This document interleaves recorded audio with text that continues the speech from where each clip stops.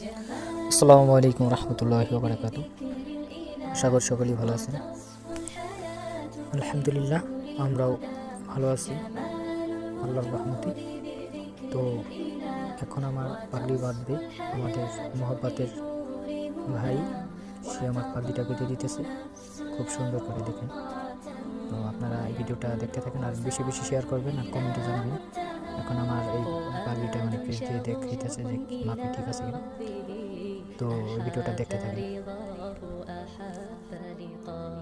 يظل يجيء إلى ربوة قرار ويسمو وذا مرتضى فلا لهو يثنيه عن سيره ولا